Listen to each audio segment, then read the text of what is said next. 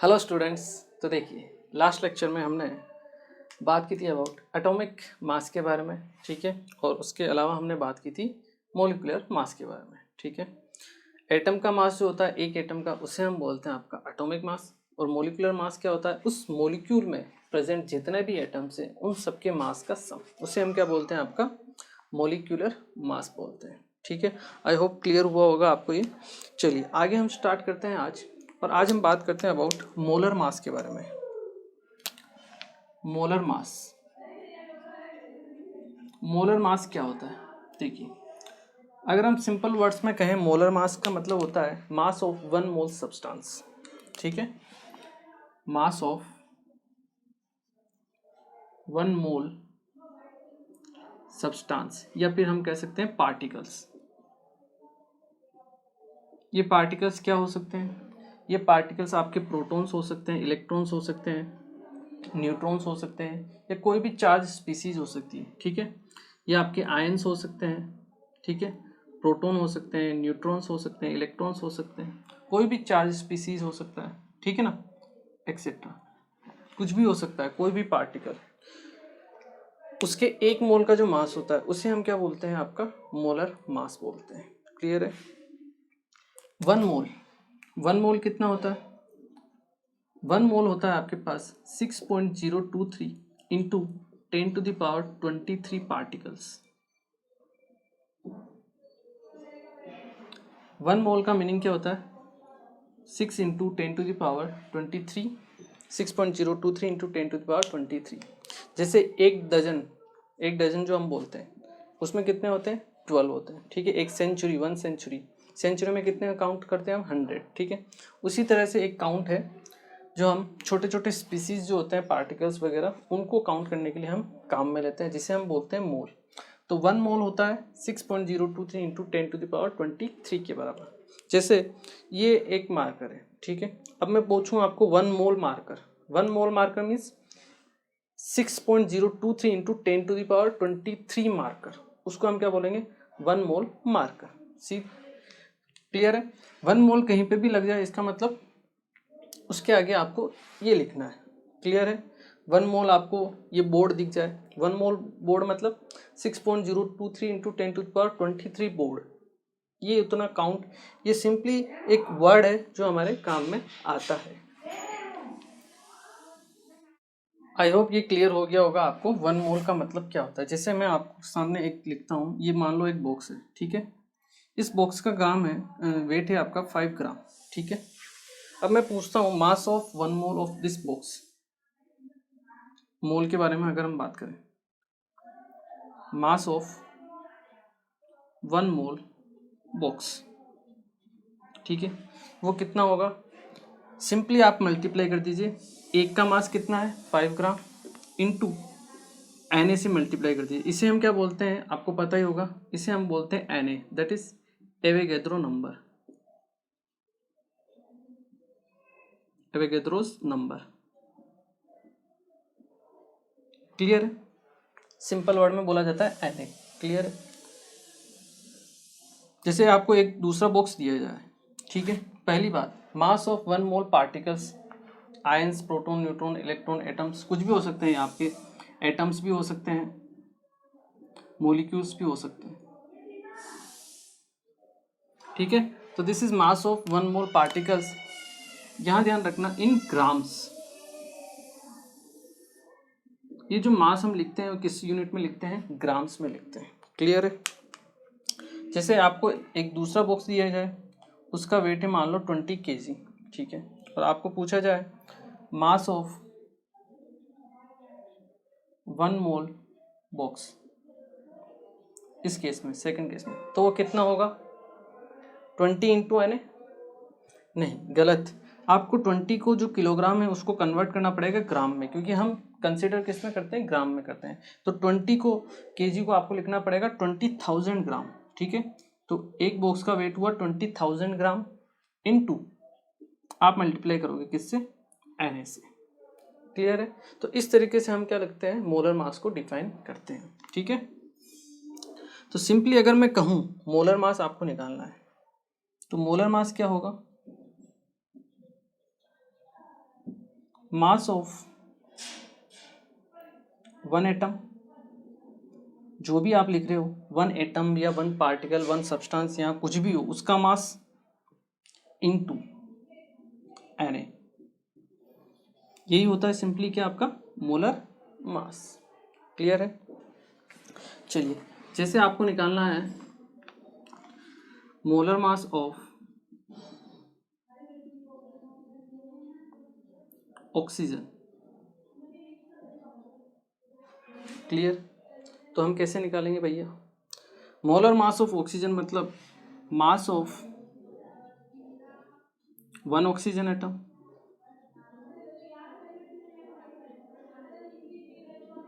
उसको मल्टीप्लाई करेंगे किससे? Na से। तो हमें क्या मिलेगा? Molar mass of oxygen. Clear है? ग्राम्स में मिलेगा। बिल्कुल सही। अब मास ऑफ वन ऑक्सीजन एटम कितना होता है? 16 AMU। क्या होता है? 16 AMU इंटू Na। क्लियर है? चलिए, 16 AMU को अगर हम लिखें तो 1.66 इंटू 10⁻⁻24 ग्राम्स होता है। ठीक है, 1 AMU कितना होता है? 1.66 या कहीं कहीं 1.67 लिख देते हैं, दोनों एक ही है। ठीक है ना? इंटू 10⁻⁻24 ग्राम्स इंटू Na होता है 6.023 इंटू 10⁻23। क्लियर है? जब आप इन दोनों को कैलकुलेट करोगे मल्टीप्लाई करके तो आपका आंसर आएगा 1। ठीक है, क्योंकि 10⁻⁻24 है, इधर 10⁻+23, तो बचेगा आपके पास 10⁻⁻1। ठीक है, और ये 6 है, इसको अगर मैं 1.6 लिखूं तो 1.66 इंटू 6 आप करोगे तो आपके पास वैल्यू आएगी 10। तो 10 को आप 10⁻⁻1 से मल्टीप्लाई करोगे तो आंसर आएगा आपका 1। ठीक है, तो इस यूनिट का, इस मल्टीप्लिकेशन का आंसर कितना आता है? 1 आता है। ठीक है, तो यहाँ से हमारे पास जो मोलर मास आया ऑक्सीजन का वो कितना आया? 16 ग्राम। मोलर मास ऑफ ऑक्सीजन कितना है आपके पास? 16 ग्राम आ गया। क्लियर है? चलिए, molar mass of oxygen simple लिखते हैं। ऑक्सीजन ओ कितना आ गया आपके पास? 16 ग्राम आ गया। इसी तरह से अगर हम निकालें मोलर मास और सोडियम Na, सोडियम के लिए, तो कितना आएगा? 23 ग्राम्स। कैसे? 23 AMU into Na, AMU into Na फिर से 1 हो जाएगा, तो आपका आंसर क्या आएगा? 23। मतलब अगर आपको मोलर मास निकालना है तो जो उसका एटॉमिक मास होता है, जैसे ऑक्सीजन का होता है 16, तो उसके आगे ग्राम लगा दीजिए। सोडियम का एटॉमिक मास कितना होता है? 23। एटॉमिक मास 23 है, उसके आगे ग्राम लगा दीजिए, वो क्या बन जाएगा? आपका मोलर मास। ठीक है, आपको मोलर मास निकालना है सल्फर का, कितना हो जाएगा? 32 ग्राम। बिल्कुल करेक्ट है। क्लियर है? तो इसी तरह से हम क्या निकालते हैं? आपके मोलर मास को डिफाइन करते हैं। ठीक है, ये चीज़ है जो इम्पोर्टेंट है, आपको ध्यान रखनी है। क्लियर? मोलर मास क्या होता है? मास ऑफ वन मोल सब्सटेंस। ठीक है, चलिए अब आप क्या कीजिए, एक बार इसे वीडियो को पॉज करके नोट कीजिए, फिर हम आगे की बात करते हैं।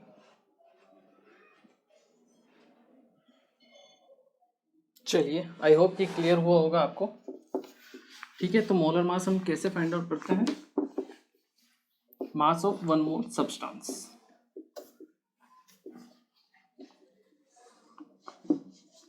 और ग्राम्स में लिखते हैं। इसकी अगर हम यूनिट की बात करें तो जो मोलर मास है, मोलर मास की यूनिट क्या होगी? इसकी यूनिट होगी आपकी ग्राम पर मोल। क्या होगी? ग्राम पर मोल, क्योंकि हम आपके एक मोल का क्या निकालते हैं? वेट निकालते हैं ग्राम में। ठीक है, इसलिए इसकी यूनिट होती है ग्राम पर मोल।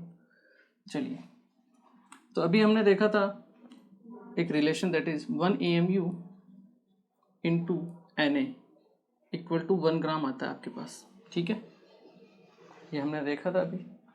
यहाँ से आप इस तरीके से भी निकाल सकते हो कि 1 AMU जो होता है उसकी वैल्यू होती है 1/4। Na ग्राम के इक्वल। ठीक है, ये रिलेशन है, कभी आपके काम में आ सकता है। ठीक है, ये हम वैसे पढ़ेंगे 11th में, थोड़ा बहुत 11th का पोर्शन है इसमें। क्लियर है? चलिए, इसके अलावा अगर हम बात करें मोलर मास को फाइंड आउट करने का जो फॉर्मूला होता है, मोलर मास जो फॉर्मूला होता है जिससे हम मोलर मास निकालते हैं, दैट इज, या फिर मोल्स हम कैलकुलेट करते हैं। हम कैलकुलेट कैसे करते हैं, मोल्स कैसे कैलकुलेट करते हैं? तो नंबर ऑफ मोल्स जो कैलकुलेट हम करते हैं, that is given mass upon molar mass. किसी भी सब्सटेंस की अगर आपको मोल्स फाइंड आउट करने हैं तो उसका जो मास दिया हुआ है डिवाइड बाय उसका मोलर मास, उस तरीके से आप क्या निकाल सकते हो, उसका मोलर मास निकाल सकते हो। ठीक है, जैसे आपको क्वेश्चन अगर इसमें मैं दूं, आपको दिया गया है 10 ग्राम CaCO3। ठीक है, इसमें आपको निकालने हैं नंबर ऑफ मोल्स। ठीक है, तो देखिए नंबर ऑफ मोल्स हम कैसे निकालेंगे, number of moles equal to given mass कितना दिया हुआ है आपको 10 ग्राम, 10 डिवाइड बाय इसका मोलर मास मतलब इसके एक मोल का मास। कैसे निकालते हैं, उसका जो मोलिकुलर मास होता है उसी के आगे हम क्या लगा देते हैं, ग्राम लगा देते हैं। तो इसका मोलिकुलर मास कितना हो जाएगा, आप कैलकुलेट करके बताइए मुझे। आया समझ में? नहीं आया? देखिए कैल्शियम की अगर हम बात करें तो कैल्शियम का एटॉमिक मास होता है 40 प्लस कार्बन का होता है 12 प्लस ऑक्सीजन का कितना होता है 16 इंटू 3 दैट इज 48। तो अगर आप टोटल करोगे तो आपके पास 100 आएगा। ठीक है, और बस इस 100 के आगे आप क्या लगा दो, ग्राम लगा दो, वही इसका क्या हो जाता है, आपका मोलर मास हो जाता है। अब वैल्यू को रख के सोल्व करके आंसर निकालिए, क्या होगा यहाँ पे 10 अपॉन मोलर मास कितना 100, ये कितना आ जाएगा आपके पास 0.1 मोल। ठीक है, तो इस तरीके से हम क्या है मोल्स निकाल सकते हैं। ठीक है, मोल्स को निकालने का एक और तरीका होता है नंबर ऑफ मोल्स। ठीक है, अगर हमें पार्टिकल्स दिए हो तो हम कैसे निकाल दें, given number of particles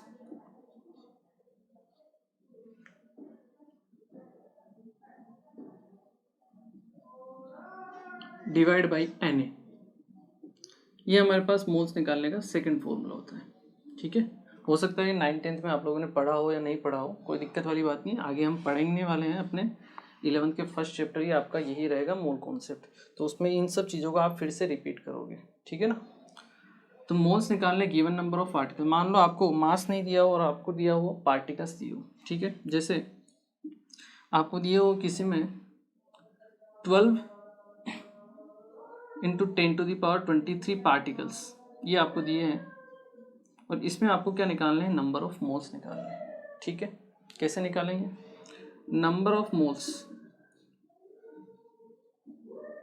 equal to given number of particles that is 12 into 10⁻23 divide by Na की वैल्यू क्या होती है 6.023 इंटू 10⁻23, लेकिन कभी कभी हम कैलकुलेशन करने के लिए इसको हम 6 इंटू 10⁻23 भी लिख देते हैं।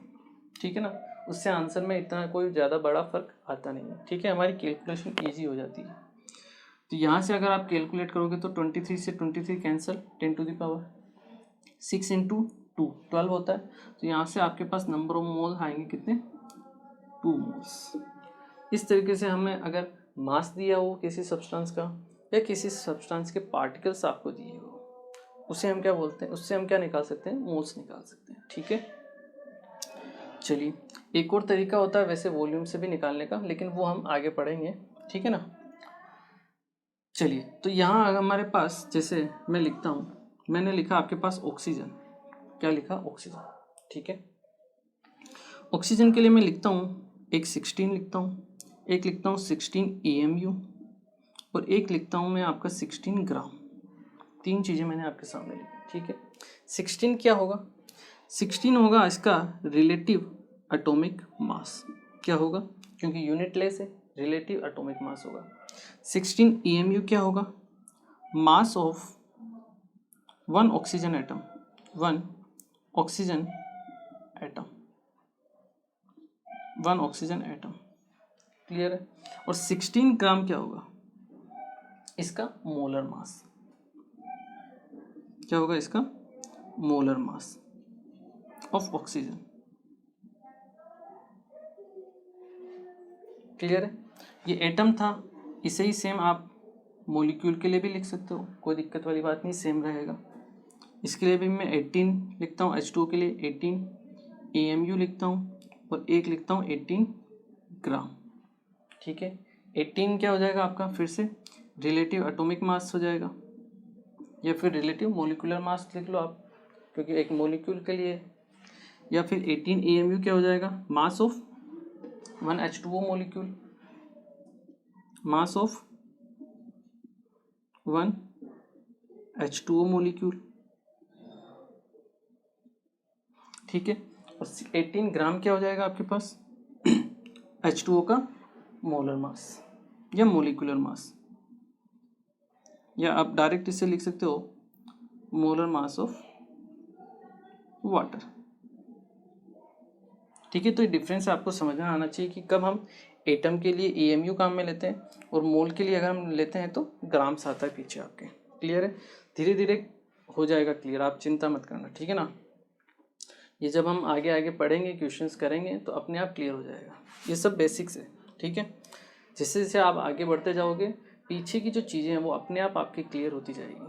ठीक है ना। तो डरने की बात नहीं है ना, समझ इसको कुछ ऐसा लेना है, जैसे जैसे आपके लेक्चर आगे बढ़ते जाएंगे आप पीछे की जो चीज़ें हैं अपने आप समझते जाओगे। जैसे 11th स्टार्ट होगी आपको 10th की चीज़ें अच्छे से समझ में आ जाएगी। धीरे धीरे हम आगे बढ़ेंगे। क्लियर है। चलिए इसको एक बार आप नोट कीजिए। चलिए आई होप ये आप लोगों को क्लियर हुआ होगा। अब नेक्स्ट हम बात करते हैं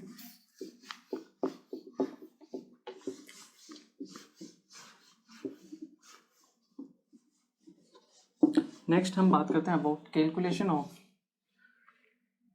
इलेक्ट्रॉन, प्रोटॉन एंड न्यूट्रॉन्स।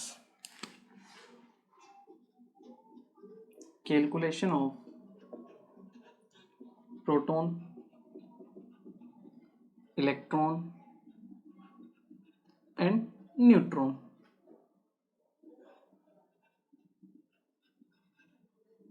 ठीक है। कैसे हम कैलकुलेट करते हैं उसके बारे में हम बात करते हैं। क्लियर है। चलिए देखिए, सबसे पहले तो हमें देखना है कि किसी भी एटम को हम किस तरह से रिप्रेजेंट करते हैं। तो हम किसी भी एटम को रिप्रेजेंट करते हैं ZXA के सिंबल से। ठीक है। Z क्या होता है आपके पास, एटॉमिक नंबर। क्लियर। और ये किसके इक्वल होता है, it is equal to number of protons. जो भी प्रोटॉन्स का नंबर होगा इस एलिमेंट के लिए, X के लिए, वही क्या होगा, उसका एटॉमिक नंबर होगा। ठीक है। सेकंड थिंग, हम अगर हम बात करें ए को हम लिखते हैं मास नंबर।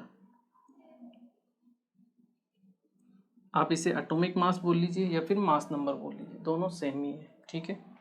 ये हम कैसे निकालते हैं, प्रोटॉन प्लस न्यूट्रॉन को काउंट करके।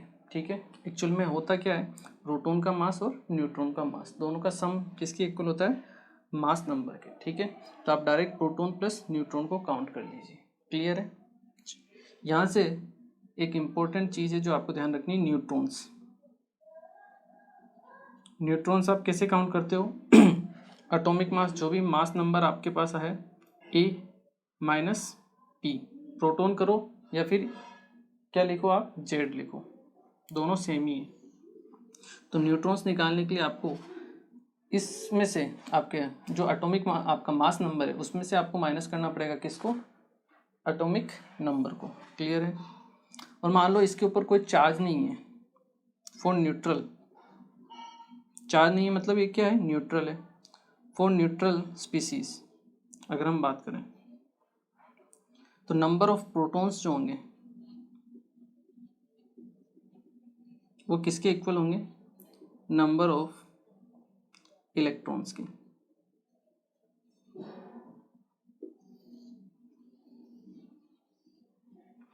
नंबर ऑफ प्रोटॉन्स किसके इक्वल होंगे, नंबर ऑफ इलेक्ट्रॉन्स के। ठीक है। जैसे इसको हम कैसे फाइंड आउट करते हैं, जैसे मैंने लिखा आपके पास ऑक्सीजन O16। ठीक है। O16। ऑक्सीजन का एटॉमिक मास है 8, ठीक है। एक मैं लिखता हूँ आपके पास Al3+, एल्यूमिनियम 3+, ठीक है। एक मैं लिखता हूँ आपके पास ऑक्सीजन के अलावा आप देख लीजिए क्या लिख सकते हो, O2- लिखता हूँ मैं, चलिए O2-, ठीक है। इनमें आपको क्या निकालना है, नंबर ऑफ प्रोटॉन, इलेक्ट्रॉन और न्यूट्रॉन्स, ये आपको काउंट करना है, ठीक है। एल्यूमिनियम का नंबर होता है एटॉमिक नंबर 13, एटॉमिक मास होता है 27, और ऑक्सीजन के लिए 8 और एटॉमिक मास होता है आपका 60। क्लियर है। जैसे आपको प्रोटॉन, इलेक्ट्रॉन और न्यूट्रॉन निकालने हैं यहाँ पे, ठीक है। कैसे निकालेंगे आप, प्रोटॉन्स तो किसके इक्वल होगा, आपके एटॉमिक नंबर के 8, इसका हो जाएगा 13, इसका भी हो जाएगा 8। क्लियर है।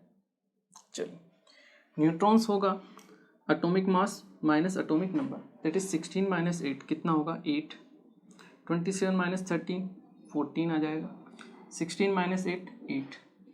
तो प्रोटॉन आ गए, न्यूट्रॉन आ गए। इलेक्ट्रॉन हम कैसे निकालते हैं, न्यूट्रल है तो न्यूट्रल के हम कैसे निकालते हैं, जितने प्रोटॉन होते हैं उतने ही क्या होते हैं, इलेक्ट्रॉन होते हैं। तो इलेक्ट्रॉन कितने हो जाएंगे आपके पास 8, ठीक है। अब है एल्यूमिनियम+3। एल्यूमिनियम+3 कैसे बना होगा, देखिए एल्यूमिनियम ने जब 3 इलेक्ट्रॉन लूज किए होंगे, 3 इलेक्ट्रॉन लूज किए होंगे, तब इसके ऊपर 3 इलेक्ट्रॉन के बराबर क्या आया होगा, चार्ज आया होगा, ठीक है। आई थिंक ये आप लोगों को पता होगा कि जैसे एल्यूमिनियम ने 3 इलेक्ट्रॉन दिए तो इसके ऊपर +3 का चार्ज आएगा। ऑक्सीजन है, इसने 2 इलेक्ट्रॉन गेन किए, मान लो प्लस मतलब गेन किए, तो इसके ऊपर चार्ज कितना आएगा, -2, ठीक है, क्योंकि इलेक्ट्रॉन पे नेगेटिव चार्ज होता है तो -2 आएगा, ठीक है। तो देखिए एल्यूमिनियम की अगर हम बात करें, नॉर्मल अगर हम न्यूट्रल मानते हैं, इसको क्या मानते हैं, न्यूट्रल मानते हैं, तो इलेक्ट्रॉन कितने होंगे, प्रोटॉन के बराबर, मतलब 13 होने चाहिए थे, लेकिन +3 चार्ज मतलब 3 इलेक्ट्रॉन इसने दे दिए, तो 13 में से 13 में से 3 गए, कितने बचे 10। सेम इसी तरह से ऑक्सीजन में न्यूट्रल केस में 8 होनी चाहिए, लेकिन -2 चार्ज मतलब 2 इलेक्ट्रॉन इसने एक्स्ट्रा लिए, तो 8 + 2 दैट इज 10 इलेक्ट्रॉन इसके पास हो गए। इस तरह से हम क्या कर सकते हैं, किसी भी गिवन एलिमेंट के लिए, क्या कंपाउंड्स के लिए, प्रोटॉन, इलेक्ट्रॉन और न्यूट्रॉन्स को क्या कर सकते हैं, काउंट कर सकते हैं। क्लियर है, आई होप क्लियर हुआ होगा। चलिए एक बार आप क्या कीजिए, इसे नोट कर लीजिए। चलिए कुछ और चीज़ों के बारे में बात करते हैं हम।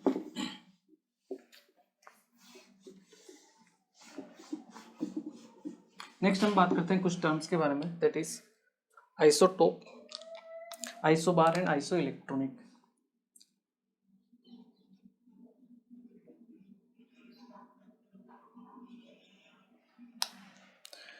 तो देखिए आइसोटोप्स क्या होते हैं,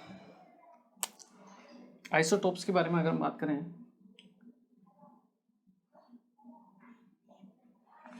सिंपल आपको इस तरीके से याद रखना है। आइसो का मीनिंग होता है सेम, और यहाँ पर मैंने TOP को बड़ा लिख दिया है, हाईलाइट किया। इसका मतलब जहाँ पर नंबर ऑफ प्रोटॉन्स जो होते हैं, P मीन्स प्रोटॉन, सेम होते हैं, उसे हम क्या बोलते हैं, आपका आइसोटोप्स।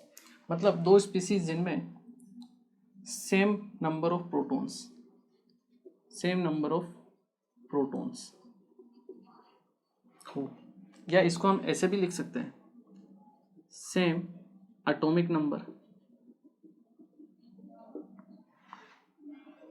स्पीसीज, उसे हम क्या बोलते हैं, आपका आइसोटोप्स बोलते हैं। याद रखने की टेक्निक है, ठीक है, क्योंकि जितने जो एटॉमिक नंबर होता है वही उतने ही नंबर ऑफ प्रोटॉन्स भी होते हैं आपके पास, ठीक है। जैसे आपके सामने लिखा है 1H1, 1H2, 1H3, ये हाइड्रोजन के आइसोटोप्स होते हैं। हाइड्रोजन 3 फॉर्म में, इन 3 आइसोटोप के फॉर्म में एग्जिस्ट करता है, जहाँ सब में एटॉमिक नंबर तो क्या है, सेम है, लेकिन एटॉमिक मास क्या है, 1 2 3 डिफरेंट डिफरेंट है। तो इनको हम क्या बोलते हैं, क्योंकि एटॉमिक नंबर सेम है इसलिए हम इन्हें बोलते हैं आइसोटोप्स, ठीक है। Species but different atomic mass, mass क्या होगा, डिफरेंट होगा। क्लियर।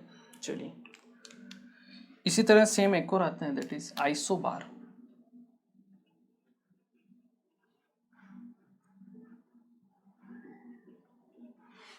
आइसोबार। अब आप समझ ही गए होंगे, मैंने एक को हाईलाइट किया, इसका मतलब ए मीन्स एटॉमिक मास, ठीक है। तो आइसोबार में क्या होगा, एटॉमिक मास सेम होगा जबकि एटॉमिक नंबर डिफरेंट होगा। तो हम लिख सकते हैं same atomic mass but different atomic number. Atomic number different होना चाहिए, जैसे ऑर्गन 18 ऑर्गन 40, कैल्शियम 20 और 40, इन दोनों का एटॉमिक नंबर डिफरेंट होता है, इसका 18 है इसका 20 है, बट इनका जो दोनों का एटॉमिक मास है वो सेम होता है 40-40। तो ऐसे स्पीसीज को हम क्या बोलते हैं, आइसोबार बोलते हैं। क्लियर है। एक और आता है दैट इज आइसो इलेक्ट्रॉनिक।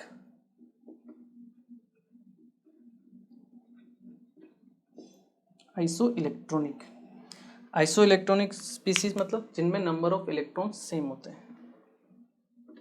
क्या बोल सकते हैं हम, सेम नंबर ऑफ इलेक्ट्रॉन्स,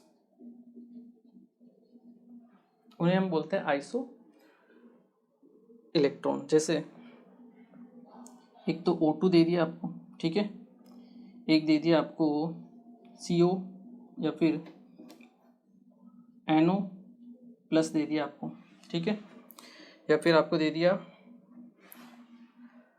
एक तो चलो मान लो N2 ले लीजिए, N2 ले लिया, एक आपको लिख दिया CO दे दिया, एक दे दिया आपको NO प्लस दे दिया, ठीक है। तो यहाँ अगर हम बात करें नंबर ऑफ इलेक्ट्रॉन, एक नाइट्रोजन में 7 इलेक्ट्रॉन होता है, एटॉमिक नंबर कितना है इसका 7 न्यूट्रल है तो 7 ही इलेक्ट्रॉन होंगे, तो 7 × 2, 2 नाइट्रोजन है तो इलेक्ट्रॉन्स कितने हैं यहाँ पर 14 है। कार्बन का एटॉमिक नंबर होता है 6, तो 6 इलेक्ट्रॉन कार्बन के और 8 इलेक्ट्रॉन हुए आपके ऑक्सीजन के, तो 8 + 6 14। NO नाइट्रोजन का एटॉमिक नंबर 7, उतने ही इलेक्ट्रॉन होंगे 7, ऑक्सीजन का 8, तो 8 + 7 15, बट यहाँ पे प्लस चार्ज है, इसका मतलब एक इलेक्ट्रॉन निकल चुका है, मतलब एक इलेक्ट्रॉन कम हो चुका है, मतलब 15 में से एक कम, दैट इज 14। तो ये जो तीनों स्पीसीज हैं इनको हम क्या बोलते हैं, आइसो इलेक्ट्रॉनिक स्पीसीज, ठीक है। चलिए इसको आप क्या कीजिए, नोट कीजिए। ओके, तो देखिए आज के लेक्चर में हमने बेसिकली बात की, ठीक है, हमने मोलर मास के बारे में बात की, एटॉमिक मास वगैरह जो भी हम पढ़ ही रहे हैं। तो एटॉमिक मास हो गया आपके पास, मोलर मास हो गया, मोल क्या होता है, मोल को कैसे डिफाइन करते हैं, मोल कैसे फाइंड आउट करते हैं, क्या उसका फॉर्मूला है, चिंता करने की कोई बात नहीं है, ये सब हम आगे पढ़ने ही वाले हैं, ठीक है ना। अभी तो केवल आपको थोड़ा सा रिव्यू हम दे रहे हैं, ठीक है, बाकी आप इनको सब चीज़ों को डिटेल में पढ़ोगे आगे की तरफ, ठीक है। तो कोई लोड लेने की वाली बात नहीं है, बस देखो लिखो समझ लो कि हाँ ऐसा होता है, बस छोड़ दो, जाने दो, उसका लोड लेने की ज़रूरत नहीं कि ये कहाँ से आया कैसे आया। 2 साल का टाइम है, धीरे धीरे बहुत सारी चीज़ें आपको याद होती जाएगी। क्लियर है। चलिए तो ये ट्रिक है, तरीका है जो आपको ध्यान रखना है। और आज के लेक्चर को हम यहीं फिनिश करते हैं, मिलते हैं फिर अपने नेक्स्ट लेक्चर में, ठीक है। Thank you very much.